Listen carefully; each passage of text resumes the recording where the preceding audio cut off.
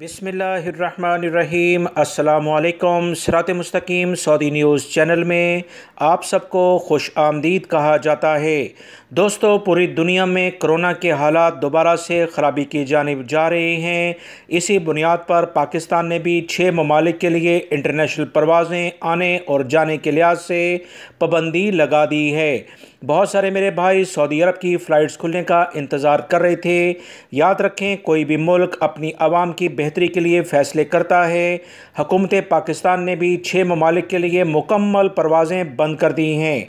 इन ममालिक में जनूबी Africa, Hong Kong, Mozambique, Namibia, Lesotho और बोत्सवाना के नाम से शामिल हैं।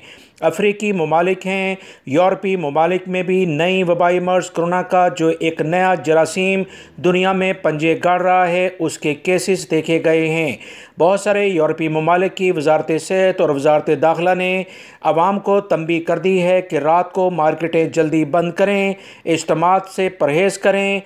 अगर हालात मज़ीद ख़राब हुए तो रात का कर्फ्यू पहली फ़ुर्सत में लगा दिया जाएगा। मुख्तलिफ़ यूरोपीय ममालिक में हालात ख़राबी की जानिब जा रहे हैं।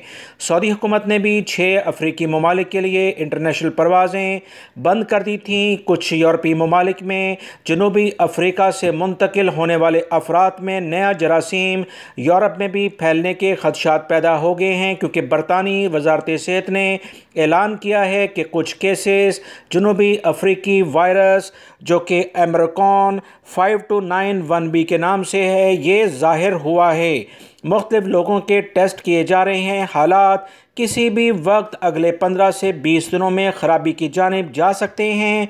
वो लोग जो कि इंटरनेशनल फ़्लाइट्स खुलने का इंतज़ार कर रहे थे, सऊदी अरब आना चाहते हैं, पहली फ़ुर्सत में आने की कोशिश करें, क्योंकि कोई भी ख़बर आने में ताख़ीर नहीं होगी। वीडियो लाइक करके शेयर भी कीजिएगा। अस्सलामु अलैकुम।